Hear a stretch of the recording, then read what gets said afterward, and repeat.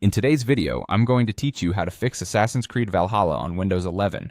If you're experiencing issues with your game, whether it's crashing, freezing, or not launching properly, there are a couple of troubleshooting methods you can try to get back into the action. First, let's start by verifying the game files. This step is crucial because sometimes, due to various reasons such as a failed update or a power outage, some of your game files might become corrupted or go missing. Thankfully, Ubisoft Connect offers a built-in tool to help you check your files for any discrepancies. Begin by opening Ubisoft Connect. Once you're in, navigate to your games library and select Assassin's Creed Valhalla from the list. With the game highlighted, look for the Properties option and click on it.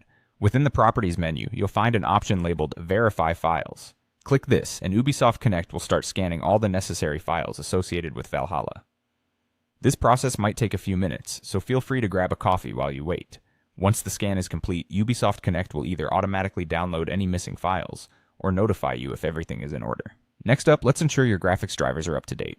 Graphics drivers are key to running video games smoothly, as they allow your hardware to effectively communicate with the game software. An outdated driver can lead to performance hiccups or game compatibility issues.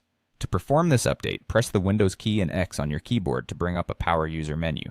From there, select Device Manager. When you're inside Device Manager, expand the section titled Display Adapters. Here, you'll see a list of the graphics cards installed in your system. Right-click on your graphics card and choose the Update Driver option. A new window will pop up with two choices. Select Search Automatically for drivers. Windows will then connect to the internet to find, download, and install the latest driver compatible with your device. This might take some time depending on your internet speed, so be patient. Once these updates are finalized, restart your computer.